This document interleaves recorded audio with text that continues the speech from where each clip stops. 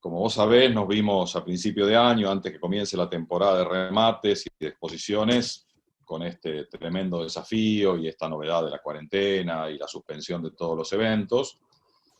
Y claro, vos pensás que una raza que centra toda su comercialización, toda su salida en encuentros que eran presenciales sin ninguna duda, al principio uno se preocupó y dijimos, bueno, ¿cómo vamos a hacer? Ahí repasamos un poco la historia, ¿no? Y en Uruguay los remates eran todos televisados, ¿no? En un hotel de Montevideo se hacían grandes remates de 10.000 cabezas y de acá lo mirábamos un poquito como con escepticismo. Decíamos, no, esto en Argentina no va a funcionar. O sea, los argentinos tenemos a veces ese prejuicio de que esto acá no va a andar. Y resulta que al poco tiempo, y lo vimos todos estos años pasados, los remates televisados de 10.000, de 15.000 cabezas son moneda corriente, ya antes de la cuarentena. La herramienta del televisado funciona muy bien.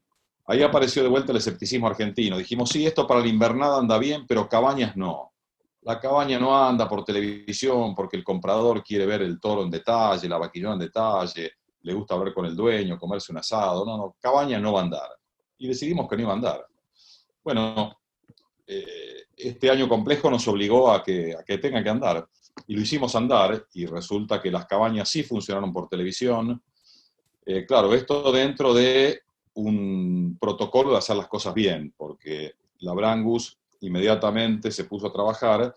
¿Y qué hicimos? Bueno, por un lado construimos una plataforma específica para los remates y la pusimos a disposición de todos nuestros criadores porque dijimos, no podemos dejar solo que la gente haga lo que le parezca, que cada uno haga, porque ahí se generan las asimetrías. Algunas cabañas con más experiencia o con más escala lo van a hacer muy bien y las cabañas chicas no lo van a poder hacer. Entonces, nuestra obligación de la Brangus es ponernos a disposición de todos y facilitarle la vida al criador. Entonces, armamos esta plataforma Brangus, armamos los catálogos virtuales y algo muy interesante que establecimos un protocolo de filmación y la calificación Brangus. ¿Esto qué quiere decir?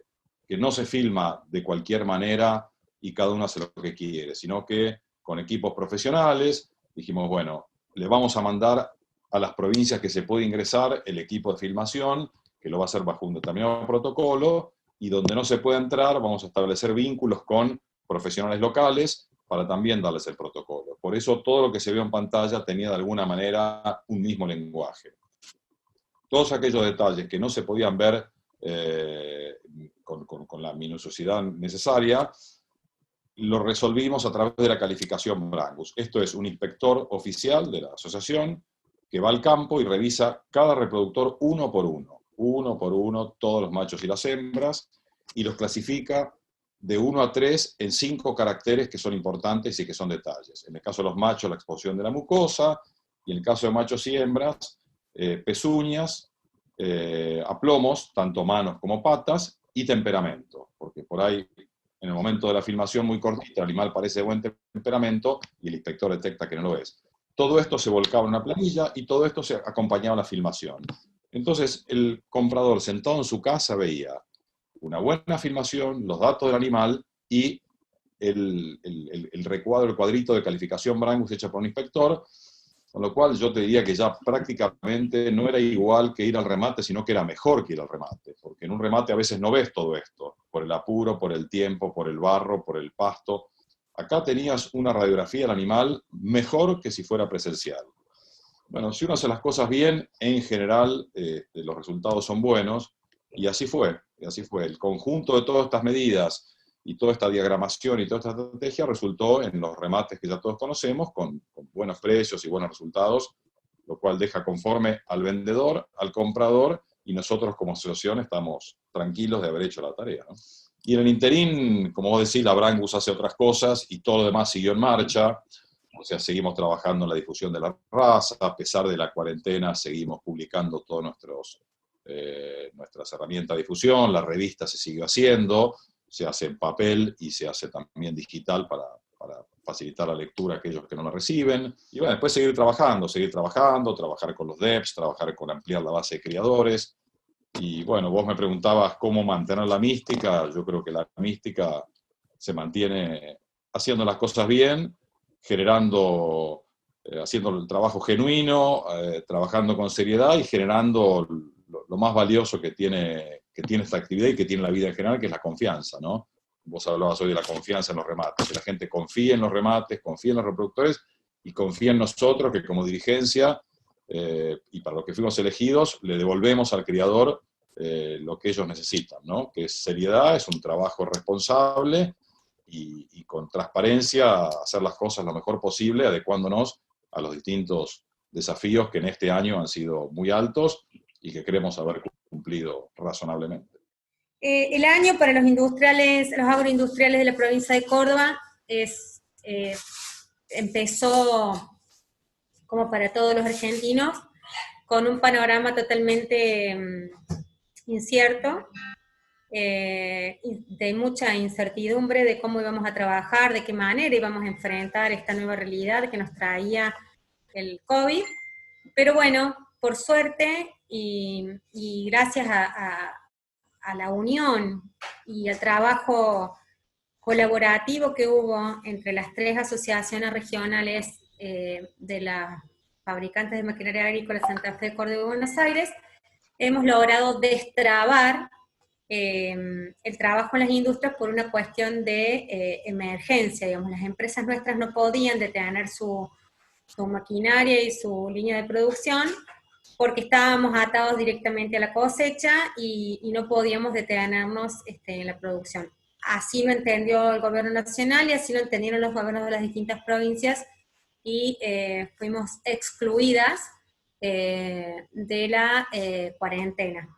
Y con respecto a las ventas, un segundo semestre fantástico, con una demanda altísima en cada uno de los fabricantes, que esto también ayuda mucho a toda la cadena de valor en lo que son los proveedores de agroinsumos o agroparques.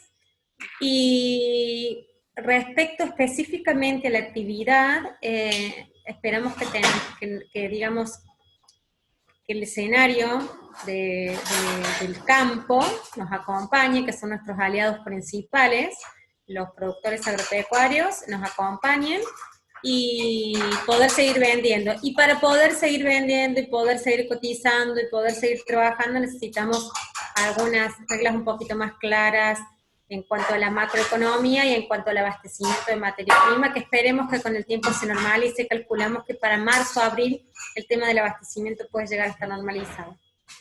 Nos ha sorprendido a todos, pero bueno, yo me siento orgullosa y feliz de que los industriales nos pusimos al hombro la situación, no nos pusimos a llorar y nos pusimos a trabajar en protocolos. Y somos unos privilegiados ante otros sectores que no han podido continuar con su actividad económica. El foro de genética, bueno, participamos prácticamente todas las asociaciones de criadores de carne, está la sociedad rural, los centros de inseminación asociados a Cavia, está también SATE, que son los transferencistas, es decir, todo el mundo que tiene intereses directos e indirectos en la genética, estamos metidos en el foro y trabajando, en este momento bajo la presidencia de Alfonso Bustillo. Se está trabajando muy bien y realmente somos actores que ligan a este segmento con el sector oficial, que no es menor el tema, ¿no? Por las regulaciones, por las posibilidades. De nuevo, ¿cuál es el foco? El foco es económico, es decir, esto no es una ONG que se dedique, es cómo darle valor a nuestra productividad por medio de dejar de usar genética bolsa blanca e incorporar individuos con valores que te pueden asegurar que en la camada siguiente vas a tener más productividad. En eso está puesto todo el foco y tenemos avances impresionantes. Pero durante la pandemia decidimos dedicarle un capítulo especial y mucha atención al tema ambiental, que es nuestro desafío mayor, pero por lejos. La gente muchas veces en el campo no percibe, esto no se da cuenta, que estamos siendo sometidos a ataques permanentes de muchos sectores, donde les parece que las vacas son las causantes del fin del universo. La primera estrategia que tenemos que elaborar es no enojarnos, mirar las cosas tranquilas, respetar las opiniones ajenas, aunque sean de los veganos o de quien sea, en la medida que sean de buena fe. Entender que somos parte del negocio, es decir, no somos seres objetivos científicos de otra galaxia mirando lo que pasa, no, tenemos nuestros intereses, entonces nos miran como parte interesada. Bueno, con todas esas premisas, hicimos desde el foro este año varias charlas, incluso internacionales también, con expertos de Brasil, de Colombia, de varios países de Latinoamérica, hablando sobre cómo es la realidad, es decir, para que todo el mundo lo entienda, aquel que no está ni siquiera en ganadería, cuando se habla de las emisiones en el mundo se le echa la culpa a la vaca por una serie de gases contaminantes, entre la rumia, que producirían o agravarían el efecto de calentamiento global. Esa media verdad hace que la vaca se mida tal como se mide un auto, es decir, elimina tantos equivalentes a dióxido de carbono, metano, lo que fuera. Eso es cierto, es una parte de la realidad. Sin embargo, hay muchos estudios serios y muy importantes, empezando en nuestro país por los de Ernesto Vigliso, que son bastante conocidos, que arrancan el CONICET, hicieron con la PRESID, donde demuestra que en sistemas pastoriles, predominantemente pastoriles como son los de Latinoamérica, los bovinos en realidad reciclan casi todo ese carbono por vía de la fotosíntesis de las plantas, en la medida que se cumplen una serie de requisitos de eficiencia y de manejo. Nadie lo conoce, es decir, un auto utiliza combustible, que es carbono acumulado durante millones de años bajo la tierra, y la manda a la atmósfera sin ninguna compensación. Un bovino que elimina esos gases está comiendo forraje que recupera una parte muy importante de esos gases en sistemas pastoriles. Y lejos de la ganadería bovina, lejos de ser un problema, es parte de la institución. Nuestro camino de la genética es aportar individuos, por ejemplo, como contaba antes, que tenían mayor eficiencia de conversión, es decir, que por unidad de producto en góndola finalmente hayan consumido menos, lo cual también es una menor contribución de carbono a la atmósfera, trabajar mucho con el tema ambiental, con el bienestar animal. Ese es el requisito del desafío, porque los mercados los tenemos de sobra en todas partes del mundo y cada vez van a ser más. En la medida que podamos distinguirnos del famoso tema de la deforestación del Amazonas, de nuestro país, por suerte, hoy se ha frenado mucho lo que son desmontes exagerados y fuera de control, está bastante bien manejado, los estudios de Vigliso lo explican así, pero bueno, ese es nuestro norte. Y en el foro de genética tenemos mucho para aportar en esa materia, estamos pendientes. El taller, el objetivo que tiene el taller denominado Mitos y Verdades sobre Escherichia coli, productor de toxina Giga, y la carne bovina, es presentar el resultado de los trabajos que desarrollamos en los últimos 8 años sobre esta bacteria y sobre la transmisión asociada al consumo de carne. Tenemos numerosos disertantes y reconocidos disertantes nacionales e internacionales que nos van a estar acompañando. El taller se va a realizar el día martes 15 de diciembre a través de la plataforma virtual del Instituto de Promoción de la Carne Vacuna Argentina, y cuenta con 2 bloques, uno matutino y uno vespertino. Y al igual que los otros 2 productos, debe tener una concentración de sólidos solubles. Los sólidos solubles básicamente son los azúcares, un 65% de azúcares o 65 grados Brix. Y los grados Brix en realidad lo que miden son eso, es un sistema que se utiliza para poder medir la cantidad de azúcares disueltos que hay dentro de un alimento. Yo les decía que los 3 productos se elaboran casi de la misma forma. ¿Por qué? Porque básicamente consiste en un proceso donde vamos a recibir nuestra materia prima, la vamos a seleccionar, la vamos a ver. Hay algo que siempre nosotros remarcamos, que para hacer los alimentos en casa, y en esto no tiene nunca que hacerse referencia a cuestión económica, pero nosotros siempre dentro de nuestras posibilidades elegimos lo mejor. ¿Por qué? Porque siempre estamos cocinando para nuestra familia, estamos haciendo algo para nuestros seres queridos, entonces siempre partimos de elegir lo mejor. Una vez que hemos elegido lo mejor, se procede al lavado, se procede a un proceso de pelado o no. Eso también tiene mucho que ver con el gusto de cada persona. Por ejemplo, hay personas que un dulce, una mermelada de manzana, la hacen con la fruta pelada. Sin embargo, hay quienes prefieren incorporar la fruta, la piel, porque consideran no solo que les da otro tipo de sabor a la fruta, sino que además van a lograr mantener mayor cantidad de los nutrientes que tiene naturalmente la fruta. Luego viene un proceso de cortado y, fundamental, pesado de los ingredientes. Algo que tenemos que tener en cuenta, que cuando hacemos dulces, cuando hacemos algún tipo de dulce, de mermelada o jalea, siempre tenemos que pesar los ingredientes. Acá el tema del ojo, el más o menos, o ponele lo que vos creés más o menos, no. Acá tenemos que tener siempre presente que es fundamental respetar proporciones, respetar esas recetas que nos dan. ¿Por qué? Porque están pensadas y están realizadas de manera tal de obtener no solo un producto que sea seguro, sino además que reúna todos esos requisitos de calidad que nosotros queremos que tengan.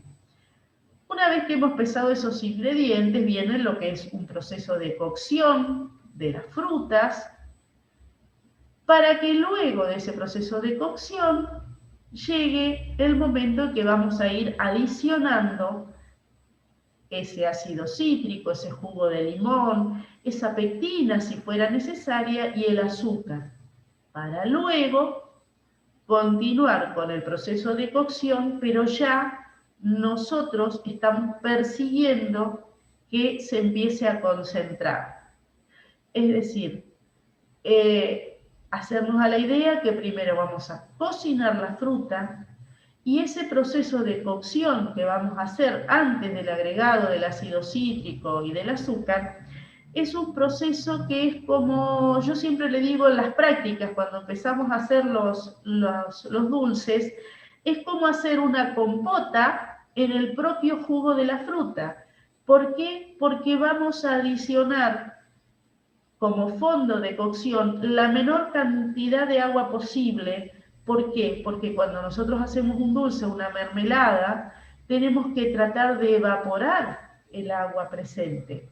Entonces, si nosotros agregamos mucha agua pensando que se nos puede quemar, vamos a tener que cocinar durante mayor tiempo esa fruta con todo lo que es la consiguiente pérdida de nutrientes presentes. Siempre que hacemos conservas tenemos que pensar en hacer procesos que sean lo más cortos posible, pero además que sean exactos, que sean eficientes para lograr nuestro cometido. Entonces, esa cocción que yo le llamo hacer como una compota en la propia fruta, vamos a cocinar esa fruta durante ¿cuánto tiempo? Y entre 20 o 30 minutos. No más que eso. Incluso puede haber frutas que se puedan cocinar como una frutilla en menor tiempo. Es decir, cuando nos damos cuenta, cuando nosotros podemos hacer tranquilamente un puré con esa fruta, es que ya está lista y que ya fue cocinada lo suficiente como para poderla desarmar. Vamos a agregar el ácido cítrico, vamos a hacer el proceso de concentrado y una vez que nosotros encontremos el punto, es decir, decimos ya está lista, vamos a envasar en caliente y por último, una vez envasado, se deja enfriar y se etiqueta. Es decir, esto es a grandes rasgos todo el paso a paso de la elaboración de esos 3 productos que nosotros llamamos genéricamente confituras para englobarlos a todos, pero que sabemos que cada uno tiene una característica diferencial que lo hace que sea llamado de una u otra forma. Veamos ahora entonces el paso a paso y qué cuestiones tenemos que tener en cuenta a partir del momento en que recibamos la materia prima. Es decir, nosotros vamos a hacer una primera etapa de control, un control de calidad podemos decirle, donde ¿qué vamos a tener en cuenta? El estado sanitario, es decir, si nosotros estamos comprando una fruta, ver que no tenga ataque de plagas, que no tenga presencia o manchas de ataque de hongos. Vamos a elegir la variedad. ¿Por qué? Porque, por ejemplo, no todas las variedades nos van a dar, de una fruta nos van a dar el mismo tipo de producto. Hablemos de manzanas. Sabemos que las más conocidas son las manzanas rojas, las red delicios, que son muy deliciosas, como su nombre lo dice, con mucho perfume, muy dulces. Y están las manzanas verdes o ácidas, que también son dulces, aunque esa acidez, esa dulzura, digamos, está como tapada por la acidez que se siente más cuando nosotros las consumimos. Entonces, si yo quiero hacer una mermelada, va a ser más fácil que nos salga un producto untable con una manzana red que con una manzana granny. ¿Por qué? Porque son distintas, porque la manzana red, por ejemplo, no tiene tanto contenido de pectinos como la manzana granny. Y al tener menos acidez, vamos a lograr que nuestra pasta no sea tan sólida, tan firme como la que se puede obtener con una manzana granny. El punto de madurez es fundamental. Acuérdense, una cosa es la madurez de consumo, esa madurez que a nosotros nos gusta cuando vamos a consumirla, y otra cosa por ahí es la madurez que puede tener una fruta que vamos a comprar, que fue cosechada con un punto de madurez óptima para comercialización, pero que no siempre coincide con la madurez de consumo. El tamaño. En este caso, el tamaño no nos interesa. Es decir, nosotros podemos utilizar manzanas grandes o chicas, o frutas grandes o chicas. Lo importante es que estén sanas. Otra cuestión a tener en cuenta es la cantidad que vamos a usar y el costo que esto implica, según sea lo que nosotros vayamos a comprar si tuviésemos que hacerlo. Una vez que nosotros estamos y tenemos nuestra fruta, también vamos a seleccionar, es decir, que siempre vamos a estar seleccionando y clasificando. ¿Y por qué hacemos todo esto? Porque como yo acá les puse en este cartelito, que nosotros no podemos hacer magia. Nosotros queremos hacer un producto de calidad, entonces tenemos que partir de una materia prima de calidad. Nosotros no podemos hacer ningún tipo de truco para convertir lo malo en bueno, lo deficiente de calidad en algo de excelente calidad. ¿Por qué? Porque nuestras tecnologías, por suerte, son rudimentarias en ese aspecto. Detallando todas esas operaciones que vamos a ir haciendo, como ya les dije, tenemos que hacer un lavado. Todo esto nosotros cuando hacemos nuestros talleres, como ustedes podrán ver en todas las fotos, son las prácticas que hacemos y en ese momento vamos conversando de la importancia de cada uno de los pasos y de la importancia, en este caso, de asegurar la higiene mediante la utilización de agua potable o agua potabilizada o clorada. Según el tipo de fruta que estemos utilizando, va a ser necesario a veces un cepillado, sobre todo en pieles más duras, o en frutos, como puede ser un membrillo, que por las características mismas, cuando alcanza su madurez óptima, la piel genera una cerosidad que hace muy difícil el lavado si no recurrimos a la utilización de algún cepillo para poder sacar toda la pelusa y la tierra que esté adherida. Se va a descartar toda aquella parte del fruto que pueda estar afectada de algo. Vamos a despalillar, vamos a descarozar si estamos trabajando con duraznos o ciruelas o frutas con carozo en general, y vamos a retirar las semillas. Volviendo al tema del pelado, como les dije anteriormente, pueden dejarse la piel en aquellas frutas que tienen una piel muy fina, como puede ser una ciruela, una uva, pero en otras es por allí recomendable retirarla, como puede ser el membrillo, la manzana o algún durazno, para que den una mejor apariencia a nuestro producto. Posteriormente hay que cortarla, y ahí los trozos no es necesario hacer unos trozos muy chiquitos, porque luego, durante el proceso de cocción, vamos a lograr que se ablande toda la fruta y la vamos a poder procesar bien. Una vez que nosotros acondicionamos toda la fruta, que la hemos lavado, la cortamos y ya la tenemos lista para ponerla en nuestra cacerola, ahí vamos a pesar. ¿Por qué? Porque en función a la cantidad de fruta que tengamos acondicionada para trabajar, es la proporción de azúcar que posteriormente vamos a necesitar. Y empezamos nuestro proceso de cocción, o lo que nosotros llamamos la formación de la pasta, para lo cual podemos poner la fruta cortada en la cacerola y a las variedades esas que son un poco más duras, como puede ser un membrillo, una manzana, les podemos agregar un poquito de un fondo de cocción de agua para evitar que se quemen.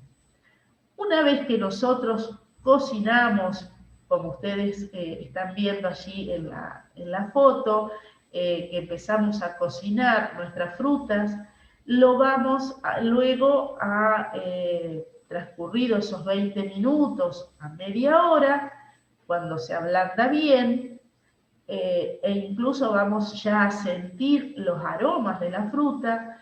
Una vez que está bien blanda, vamos a proceder a hacer el procesado, que podemos ayudar, es decir, o con un pisapapa para hacer tipo un puré de la fruta, o utilizar un mixer, donde podamos darle la textura que a nosotros nos interesa que tenga el producto.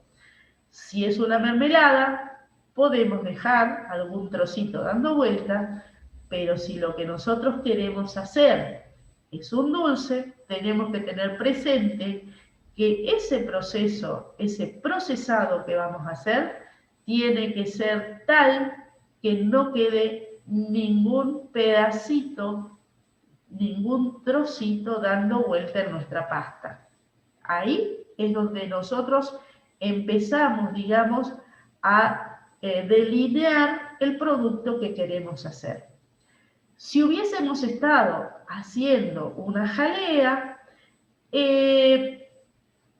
tradicionalmente, como yo les decía que lo hacemos todo, una jalea de membrillo, una jalea de manzana, es utilizando las cáscaras, utilizando los centros, es decir, lo que no usamos para hacer la mermelada, lo guardamos, hervimos y hacemos un pseudo jugo.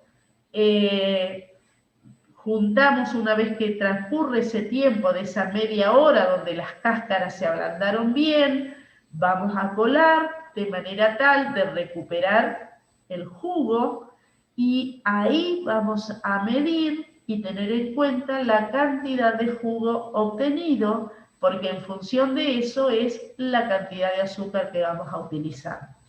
Por allí, como para que tengan una idea, más o menos, es si no hacen la jalea con jugo directamente de la fruta, sino haciendo esta recolección o esta utilización de cáscaras y centros, es por cada kilo de cáscaras vamos a poner un fruto entero y vamos a agregar 1 litro de agua para cocinarlo. Vuelvo a repetir entonces, es el kilo de cáscaras y centros, le vamos a agregar un fruto entero y 1 litro de agua, como para obtener luego la pectina. Y no lo podemos hacer con todas las frutas, lo vamos a hacer solo con membrillos o con manzana de la variedad ácida, las manzanas verdes, porque si no, con las otras frutas no nos va a salir la jalea. Nos va a costar mucho encontrar el punto donde quede con la consistencia adecuada de jalea. ¿Por qué? Porque no tienen el contenido de pectinas necesario para obtener ese producto. Ahora, ¿qué aspectos técnicos debemos considerar cuando estamos hablando de elaborar dulces, mermeladas o jaleas? Los aspectos técnicos a considerar están detallados en esto, que es considerar cómo se va a hacer la liberación de pectinas naturales y cómo se destruyen térmicamente, por lo cual tenemos que hacer los pasos de manera correcta para evitar que se destruyan, porque si se destruyen no van a poder cumplir con su misión dentro de nuestro producto. Otra cuestión a tener en cuenta es la inversión del azúcar. El proceso de cómo vamos a trabajar el azúcar para que logre desarmarse adentro de nuestra pasta de frutas. Otra cuestión a tener en cuenta, cómo vamos a hacer para formar el gel, es decir, para darle cuerpo, para darle la consistencia adecuada a nuestro producto. Otra cuestión a tener en cuenta es la sinéresis o sangrado, que no es más ni menos que les puede haber sucedido que alguna vez han hecho un dulce, una mermelada, y que cuando van a abrir el frasco se encuentran con que arriba hay líquido. Cuando ustedes envasaron no era así, y sin embargo se encuentra que hay como un líquido, como si fuese un almíbar muy pesado. Bueno, eso se llama sinéresis o sangrado, que después vamos a ver por qué sucede. También tenemos que tener en cuenta la velocidad de gelificación, es decir, con qué velocidad vamos a lograr que se forme este gel que nosotros queremos que se haga para darle la consistencia adecuada. ¿Cómo vamos a hacer para que el sabor sea el adecuado? Es decir, para no cambiar y que no se pierda el sabor original de la fruta. Es decir, que cuando nosotros lo vayamos a consumir, no quede el sabor opacado por una dulzura excesiva. ¿Cómo vamos a trabajar con la formación de espumas? ¿Qué vamos a hacer con las espumas? Seguramente si han hecho alguna vez algún dulce de frutillas, habrán notado que las espumas son tremendas, como aparecen y que cuestan retirarlas. ¿Y qué hacemos? Y empieza la pregunta, ¿qué hago? ¿Las dejo? ¿No las dejo? ¿Se pueden incorporar? ¿Cómo se hace? Bueno, vamos a tratar de ver durante el transcurso de la charla cómo podemos hacer para tratar de lidiar con este problema que nos generan las espumas. Y que por otro lado también, si bien arrastran impurezas, también nos arrastran ciertos componentes que a nosotros nos interesa que se mantengan en nuestro producto. Y por último, es cómo contribuir durante todo el proceso para que nuestro producto finalmente tenga estabilidad física, química y bromatológica. Es decir, que reúna todas las condiciones para que sea un alimento de calidad y que sea inocuo. Bueno, vamos a empezar entonces porque para poder ir desarrollando o ir considerando esos aspectos técnicos, tenemos que empezar a conocer con quiénes estamos trabajando. En este caso, nuestras frutas. Y de nuestras frutas, lo que a nosotros nos interesa conocer básicamente es si son ácidas o no.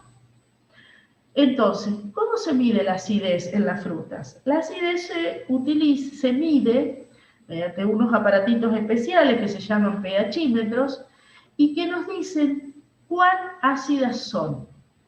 Es decir, el pH, cuanto más chiquito es el número, más ácida es la fruta.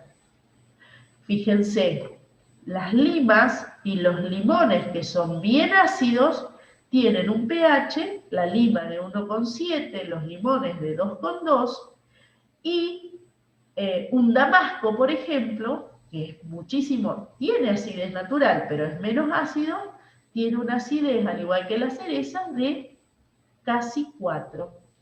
Depende de las variedades, por eso hay tanta fluctuación en valores, porque depende mucho de las variedades que estemos utilizando. Pero para nosotros, que cuando nos encontramos frente a la fruta no sabemos qué variedad es, salvo las manzanas que nos podemos dar cuenta por el color, el resto no sabemos, pero sí nos sirve tener en consideración este dato, que es qué acidez natural tienen.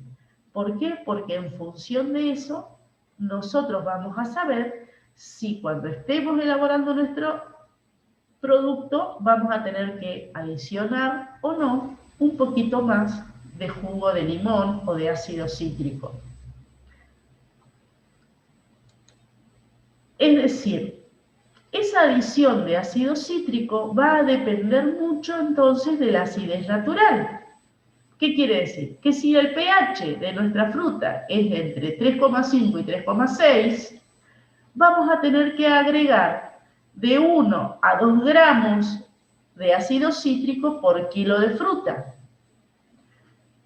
Y acá vuelvo a insistir, vamos a tener que contar con una balanza o con objetos que nos permitan medir. Si la acidez de nuestra fruta es de 3,6 a 4, vamos a tener que añadir un poquito más de ácido cítrico. Y si es entre 4 y 5, entre 4 y 4,5 vamos a añadir como máximo 5 gramos de ácido cítrico por kilo de fruta. Pero yo también les dije que a nivel casero por ahí es más difícil trabajar con ácido cítrico en polvo, que es lo que por ahí no se consigue tan fácilmente. A nivel casero, la adición de ácido cítrico la podemos reemplazar por la utilización de jugo de limón.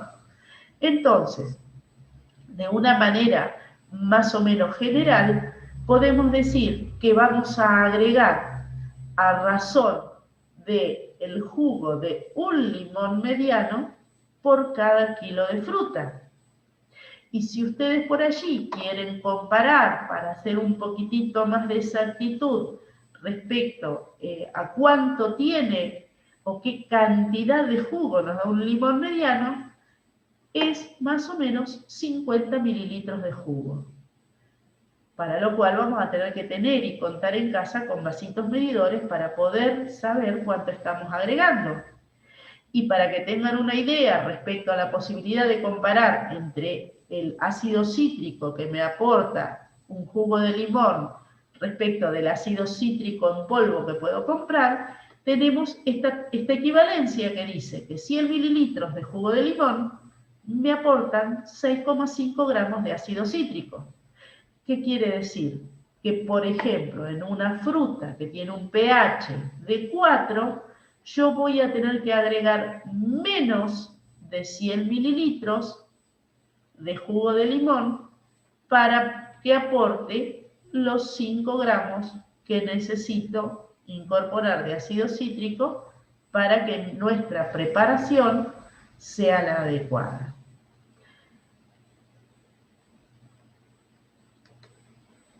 ¿Qué otra cuestión vamos a tener que tener en cuenta cuando vamos a elaborar? Y es la adición de azúcar. Y también acá vamos a tener que conocer nuestras frutas. Es decir, nuestras frutas las tenemos que conocer, por un lado, por la acidez que tienen, pero también las tenemos que conocer en función de la concentración natural que tienen de azúcares, es decir, de la cantidad de grados Brix que tienen en su composición. En función de eso, podemos decir que hay frutas, como las frutas finas en general, ¿sí? Frambuesas, frutillas, moras, y el tomate, que tienen una muy poca cantidad de azúcares en su composición. ¿Qué quiere decir que tengan 10 grados Brix o menos?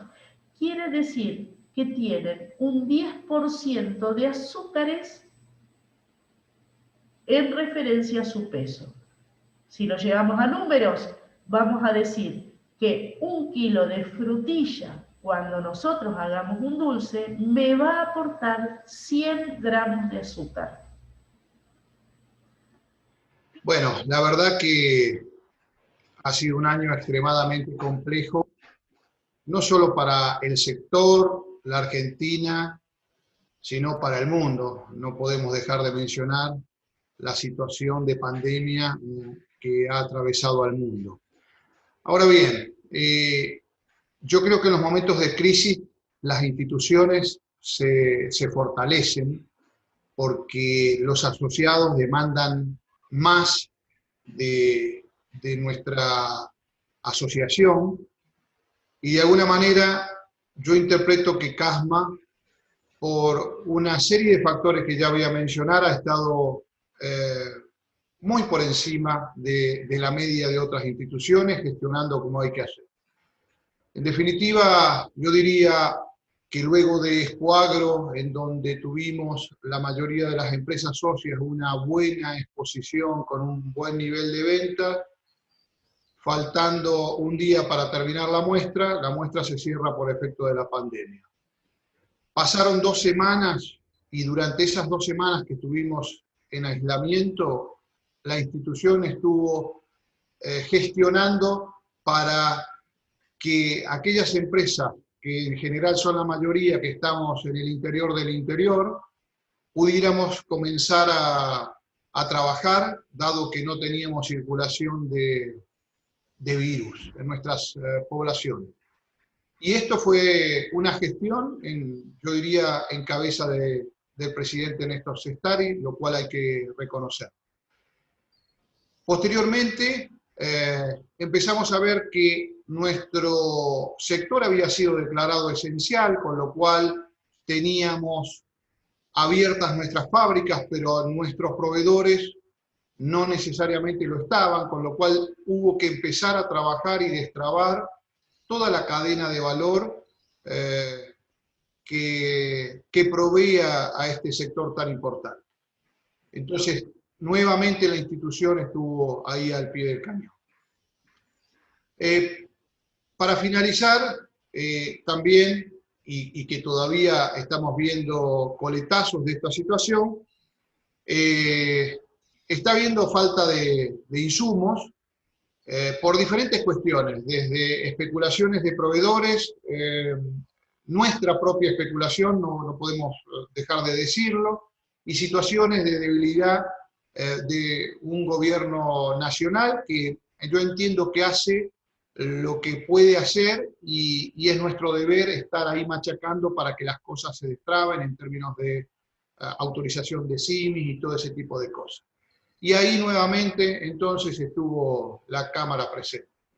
Si uno hace un balance estando a días de finalizar el año, claramente nuestro sector ha sido uno de los pocos sectores favorecidos, ya que tuvimos plena demanda, plena ocupación, muchos de los asociados hemos tomado gente aún en medio de la pandemia, hemos crecido en personal, hemos agregado valor, y bueno, y la verdad que en ese sentido creo que podemos dar gracias a Dios que esto se ha producido, y fundamentalmente que hemos logrado mantener a salvo nuestras familias, las familias metalúrgicas que hacemos a todo este entramado productivo de la maquinaria agrícola, que prácticamente significan 27.000 puestos de trabajo en más o menos 1.200 empresas del país.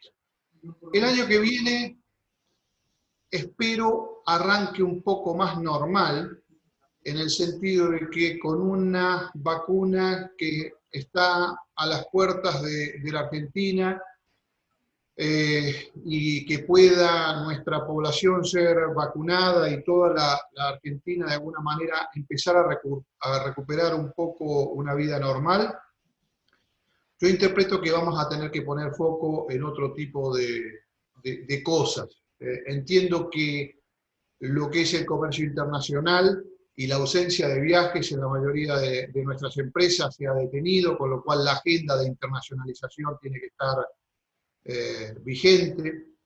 La agenda de la maquinaria agrícola de origen nacional es un tema que nosotros no podemos dejar de observar, porque es la única manera que podemos poner reglas claras a la hora de financiamiento específico para el sector.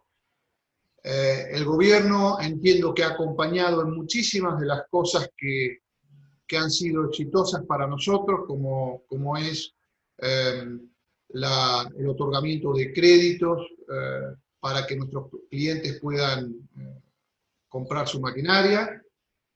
La Argentina tiene un know-how muy importante en siembra directa y toda la cadena de valor de maquinaria tiene que ser insertada en el mundo. Me parece que como institución también tenemos que bregar como para codearnos con pares de otros países para que podamos de esa manera hacer sinergias, entender qué es lo que el mundo necesita, dejar de mirar solo nuestra casa chica, que es la Argentina, para empezar a mirar cuáles son las necesidades que el mundo tiene. Como todas las instituciones, las mismas se fortalecen con la participación de sus asociados. Es clave que los que estamos al frente de las instituciones veamos a los asociados como aquellos a los que debemos rendirle pleitesía, porque son ellos los que dan razón de ser a nuestra institución. Pero por otro lado, le debemos exigir, o nos debemos exigir, una mayor participación. El llenar la agenda de esta institución, el marcarnos el camino, es de los asociados la responsabilidad. Así que de alguna manera insto a que los mismos llenen de contenido nuestras reuniones y que nos desafíen, porque entiendo que los que hemos elegido voluntariamente ser dirigentes de estas instituciones, lo hacemos con mucha vocación de servicio, pero tenemos que tener claro cuáles son las necesidades que los asociados requieren. Es algo muy importante porque tenemos el mejor polo del mundo y la mejor carne del mundo. Es una forma de promocionar la carne y pasar de una commodity a realmente un producto de calidad y un producto deseado y diferenciado.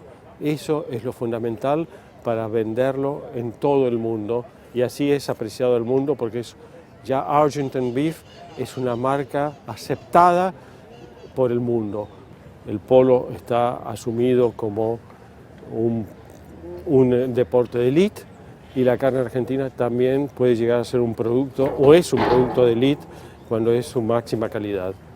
Y también hay que rescatar una cosa, una cuestión. En el polo, la genética de los animales y por supuesto la expertise de sus jinetes hacen de un producto que es una calidad, un quality.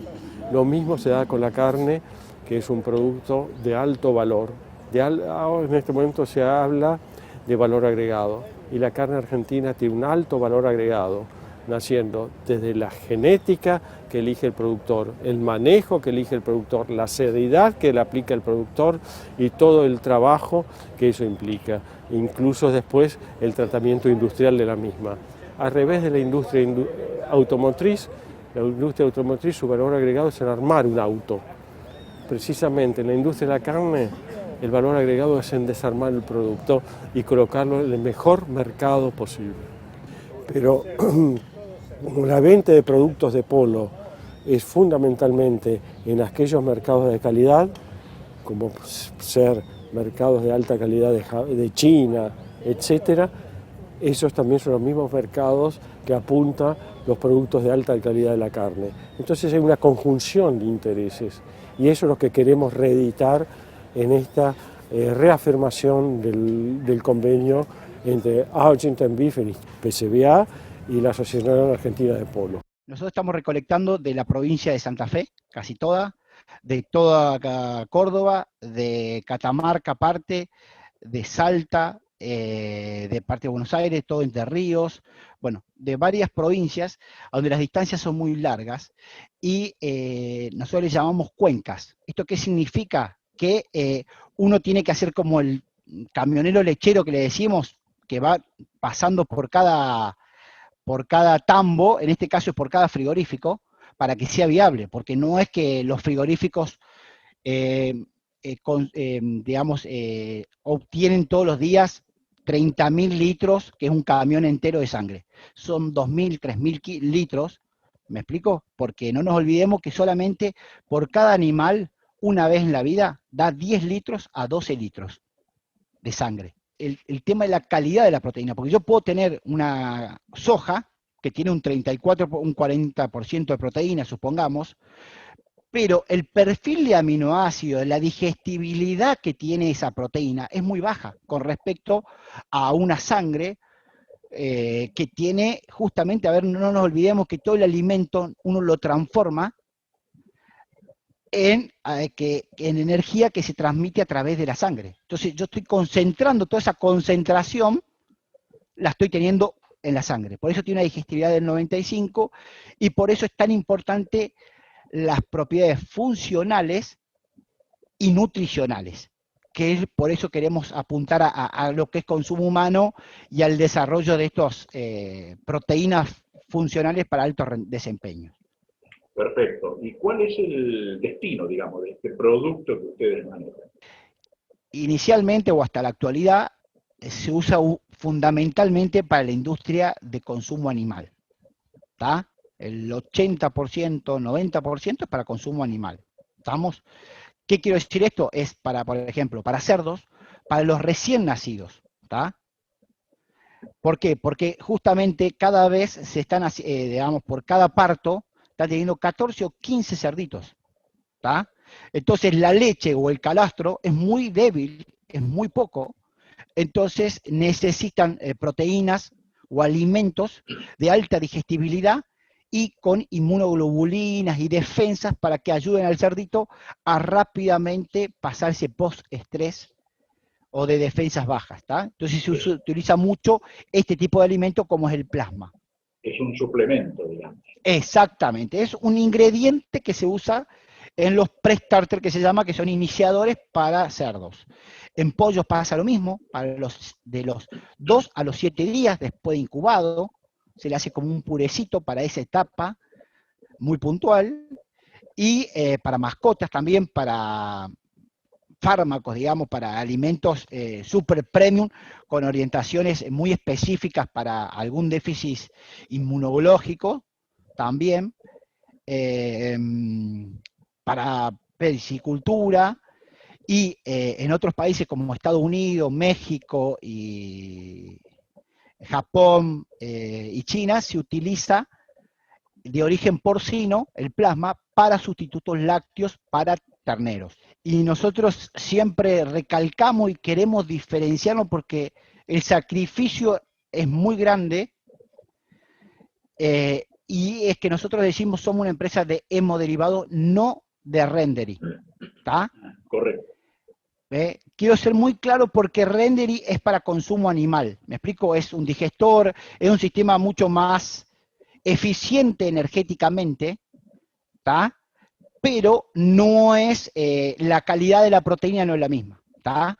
Y cuando uno habla de hemoderivados, habla para consumo humano, habla de una propiedad por un sistema de spray que le garantiza un 99 o 98% de digestibilidad. Y lo otro que me había olvidado de comentarte, que justamente a esto apunta, es al consumo humano para embutido y chacinados. Lo último, como para también que te sirva como punto de partida, no nos olvidemos que la sangre, primero que al ser tan contaminante, por ejemplo, en el agua, ¿tá? Porque chupa mucho el oxígeno, y entonces, digamos, termina matando a todos los seres vivos por la extracción del oxígeno. Aparte de la contaminación que genera, recuperarlo o tratar esos efluentes en un frigorífico le cuesta muchísima plata y superficies de lagunas, de tratamientos, que encarece el proceso, ¿tá? Entonces, somos una parte importante en la eficiencia productiva de la cadena agroalimentaria o cárnica, digamos. Nosotros, como Magriba, de la empresa de la provincia de Buenos Aires, estuvimos trabajando bastante bien con el tema de la pandemia, ¿viste? Tanto a nivel provincial como a nivel nacional. La maquinaria agrícola fue una de las primeras que empezaron a trabajar porque estaban como esencial en la parte de alimentos. Entonces empezamos a trabajar enseguida con algunas complicaciones de proveedores, que por ahí tenemos en este momento también algunas complicaciones de proveedores por el tema de la pandemia, porque algunas empresas no pudieron empezar a trabajar enseguida. Las ventas aumentaron mucho, tanto para nosotros como para todos. Entonces, el nivel de proveedores no se actualizó y no llegó o no llega a producir por el tema de gente o lo que sea, lo que nosotros consumimos. Estamos trabajando complicado, pero con muchas ventas. Las ventas, como nosotros, como toda la máquina agrícola, tenemos vendido ya varios meses el año que viene, así que yo creo que por lo menos 6 meses el año que viene vamos a tener muy buenas ventas y muy buena producción. Después va a depender un poco de la producción agrícola, el tema de los precios y si viene una buena cosecha. Yo creo que el año que viene sería bueno. En distintas medidas, todas las empresas están invirtiendo en algo, hay algunos que pueden, otros que no pueden, pero sí están invirtiendo. Siempre, la maquinaria agrícola no deja de invertir nunca. Depende un poco cómo viene la venta, porque toda la inversión que vos haces lo tenés que sacar de tu producción, o sea, sacar capital de trabajo, porque como se vio siempre, hay veces que hay o no hay línea de crédito, a veces los créditos son a tasa muy alta y no la podés sacar. Entonces, bueno, es complicado a veces producir sin sacar dinero propio. O sea, quiero decir, invertir sin sacar dinero propio. Yo creo que el productor, quien sea, va a salir a invertir de vuelta en fierro. O sea, que el año que viene, para mi punto de vista, va a ser muy bueno.